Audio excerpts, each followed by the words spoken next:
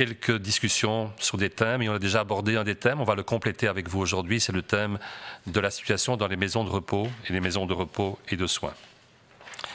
Alors vous allez voir un graphique qui va apparaître sur l'écran et ce graphique vous montre le nombre d'infections pour 1000 résidents dans les maisons de repos depuis le 22 juin. Le 22 juin, c'est la semaine 26 que vous voyez en bas à gauche de la diapositive. 22 juin, je le rappelle, c'est le moment où la situation était le plus calme sur le plan épidémiologique dans notre pays. On voit, comme on l'a déjà dit, une toute petite augmentation durant la période de l'été. On voit surtout une augmentation qui a commencé à poindre à la mi-septembre, vers la semaine 37-38.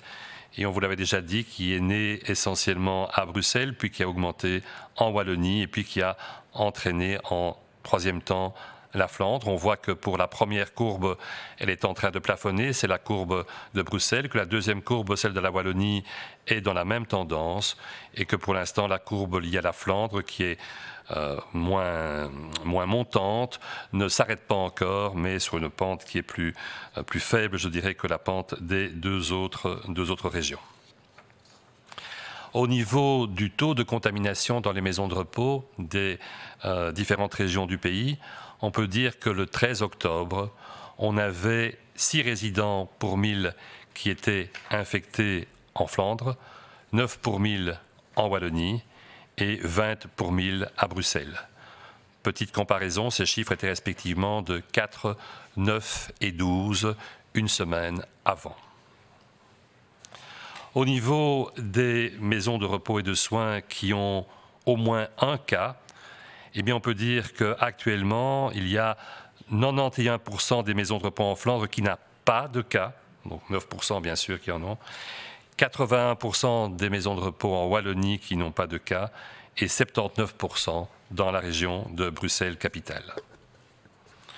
Heureusement donc, la majorité des maisons de repos dans le pays restent sans cas Covid prouvés.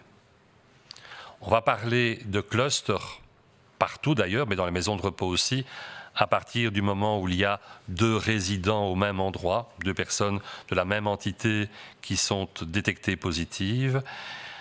Le nombre de clusters continue à augmenter dans toutes les régions du pays. Heureusement, le nombre de maisons de repos dans lesquelles il y a au moins 10 résidents qui sont atteints, donc un nombre plus significatif, s'il augmente, reste encore très faible. Et c'est un point extrêmement positif.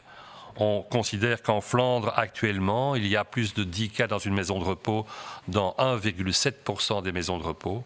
Quasi la même chose en Wallonie, c'est dans 2%, et plus, un peu plus, à Bruxelles, où c'est 3,8%.